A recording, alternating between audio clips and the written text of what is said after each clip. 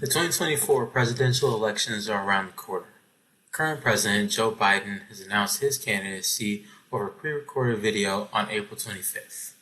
Other prominent candidates, Marianne Williamson, former writer and failed independent in 2014 election, is also in the running, as well as Robert F. Kennedy Jr., environmental lawyer and member of the famous political family, the Kennedys.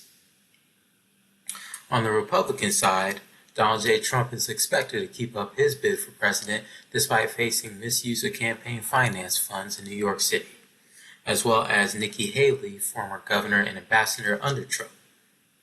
Nothing has been reported, but Ron DeSantis, governor of Florida, is expected to join the campaign trail in the coming months.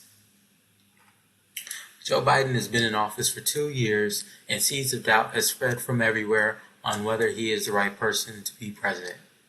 41% reported on CNN is the current approval rating for Joe Biden, and is tied for the lowest in 70 years, with 45% of his Democratic Party suggesting he not run at all.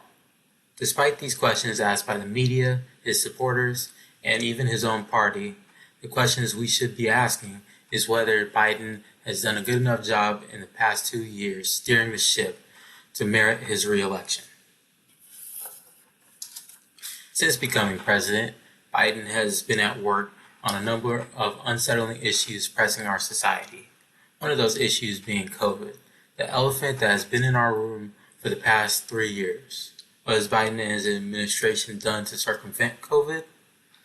Immediately after taking office, Biden and his administration implemented a 7-point plan to stop the deadly spread and get people back out into the public, which include mask mandates, guidelines to avoid COVID, and free reliable testing to all Americans.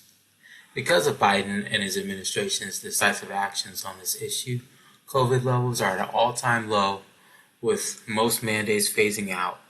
And the World Health Organization announced earlier today, on May 5th, 2023, that the state of emergency has ended for COVID-19 in America.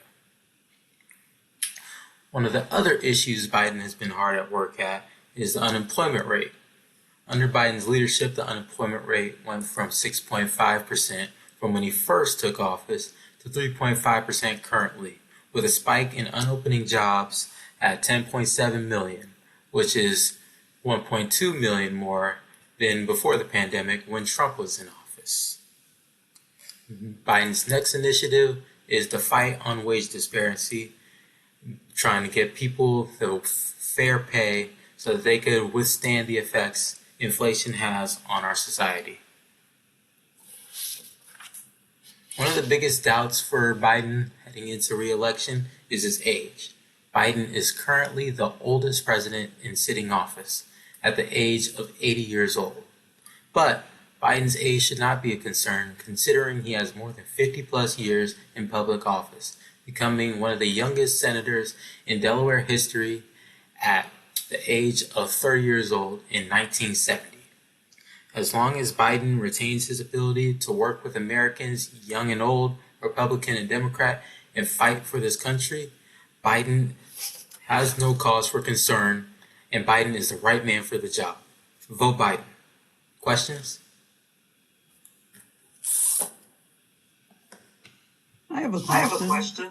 Who are the other candidates who are going to run against Biden on the Democratic side during this election?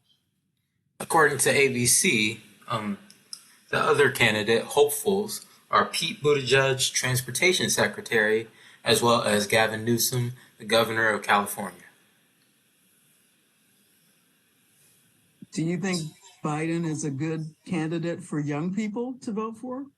I believe he is the ideal voter's choice for the young people, as well as Gen Z, who are currently the first-year voters right now. His problem with Gen Z voters is he needs to branch out to other social media platforms to make sure they know what he's doing.